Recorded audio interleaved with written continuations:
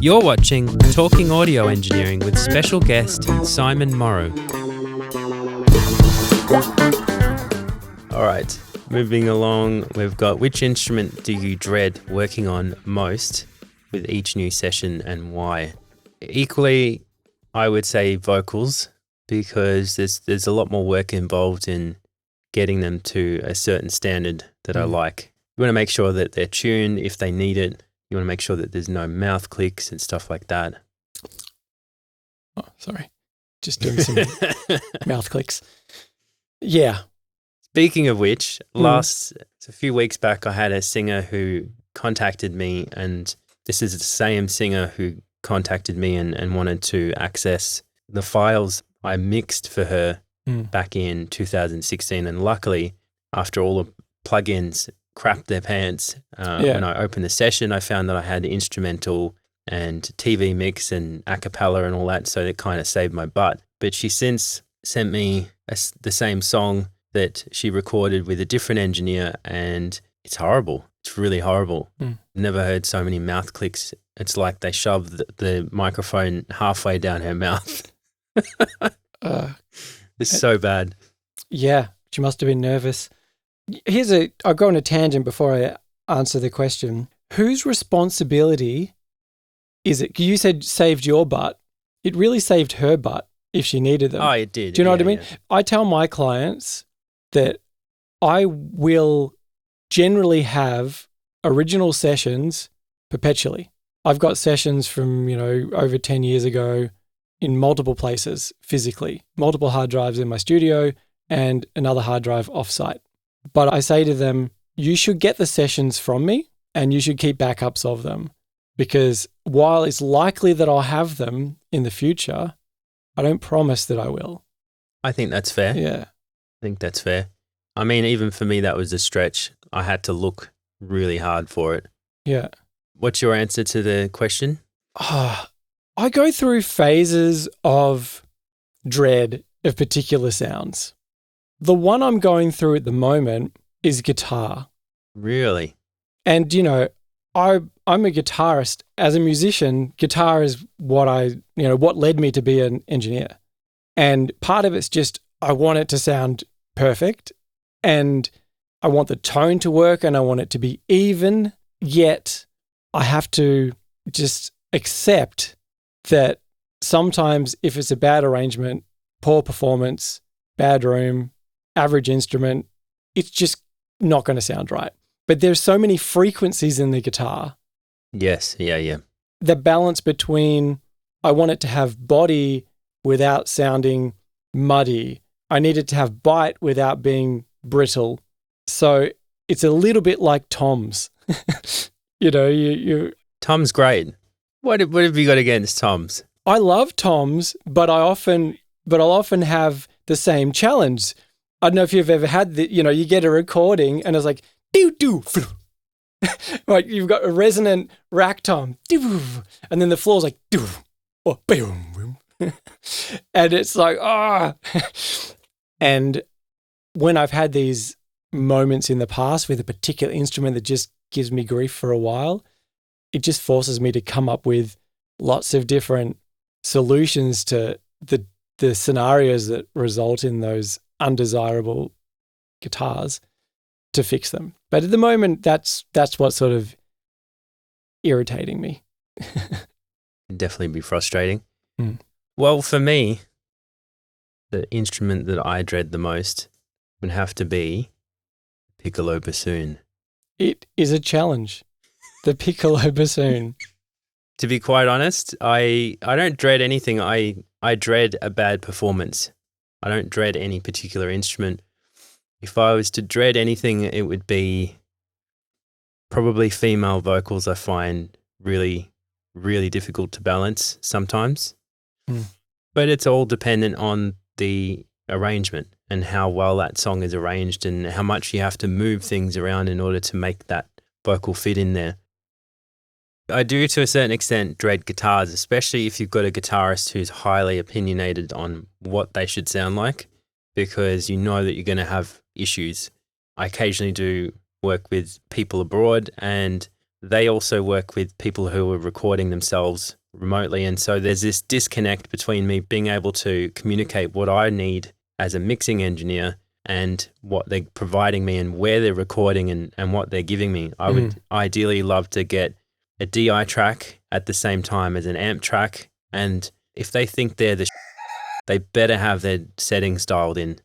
Do you know what I mean? Like they need to, don't send me and then expect me to take that DI track and then use it to create something in the digital realm that's going to work. Do you know what I mean? Like I've got to stop saying, do you know what I mean? But I've got to stop saying, do you know what I mean? I know what you mean. I think I know what you mean. Yeah.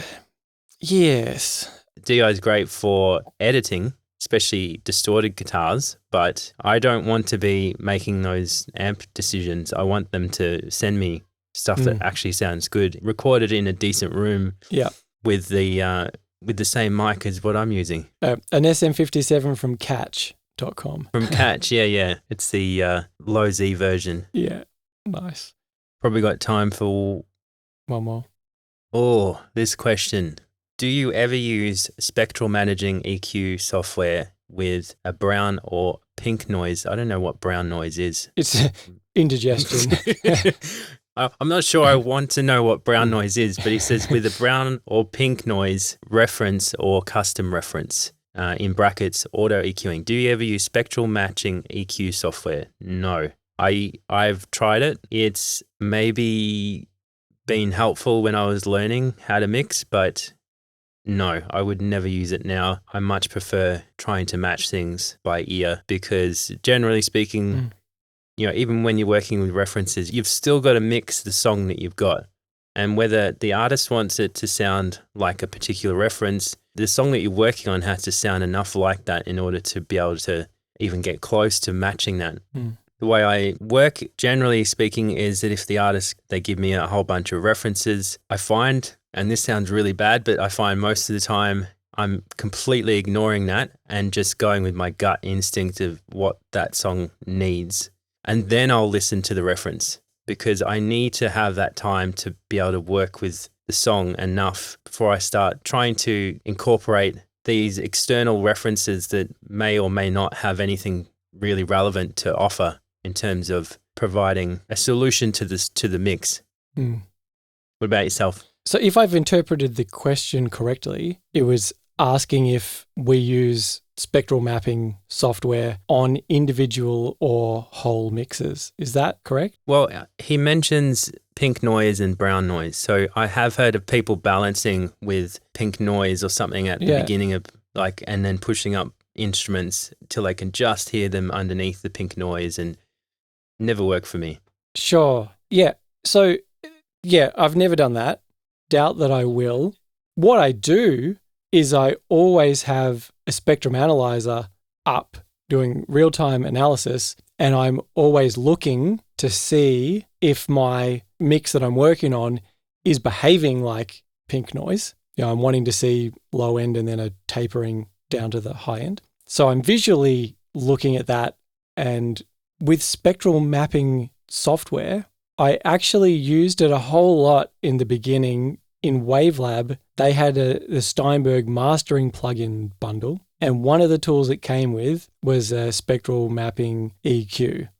And it was 20 years ago, but I thought it did a really good job. It did more than I would have expected you could get from an EQ. These days, the only spectral mapping tool I have is it the DSM-3 or something with Plugin Alliance? That was one of the first plugins I ever bought from them, and I've never used it. The one I used was Ozone. It's got a EQ matching. Yeah. Do I disagree with the idea of them? Not really. If they take a mix to the next level, I kind of don't care how people get there. It's like, what's the difference between using Soothe or use, sort of quite intelligent resonance reduction that's doing a lot of stuff automatically versus spectral mapping? So I don't have anything against them. I would just be concerned if I needed them. By needing them, you mean? As in my mix doesn't come to life until I use it. Yeah, right. And I notice, as a general thing, we were talking about this last time as well, with mixing, I want to mix as if mastering isn't happening. I need that song when it leaves my studio to be ready to release. And I think that it can be a trend, especially with the DIY and the self-taught engineers. It's waiting for mastering to go, there's the punch. Yes, we've got the energy now. So that would just be a concern. If the song doesn't come to life until that EQ spectral mapping plugin is doing its thing, then I think, you know what? Cool for a reference, but maybe as you said, you have more fun trying to map it and match it yourself. And you can do that to a large degree with a spectrum analyzer. Look at the curve of the reference, look at the curve of your mix. Thinking laterally here, cognizant of the time that we've got, but I've done a little bit of research on top-down mixing. I wouldn't say that I'm a proponent of it. I don't do it. Do you know what top-down mixing is, I'm assuming? It's Are you going to try and come up with some smart-ass answer? No. Look, yes, I am familiar with top-down mixing. If I'm correct, it's starting with your mix bus settings and working back. Is that right? Yeah, and a lot of people are saying, well, you're doing a lot more on the end, and so you basically end up, if you take those off, then your mix falls apart. And I don't work that way. I feel like you have to get everything right before it gets there, not just rely on that one thing. Well, so you put your mix bus stuff on later? I would put, say, an SSL comp on probably after an hour of mixing. Interesting. I would work through the individual tracks and get them in the ballpark. Interesting. Yeah.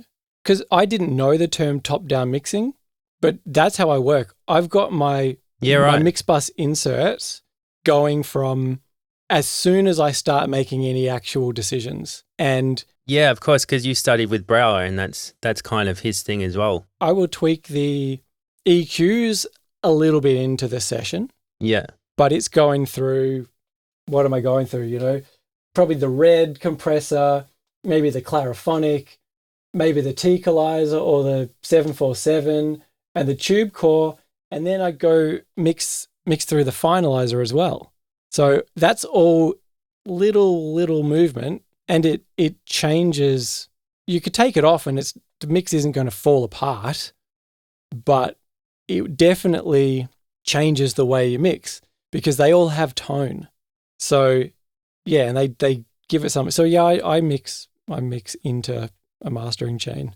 I think the difference between you and others who are starting out and learning this top-down mixing is that they basically overdo it and they feel like, the whole mix is dull, and then they'll crank a whole bunch of top end. True. And especially if there's any kind of brick wall limiting doing any mastering type stuff on the mix bus, I would say that's going to be problematic.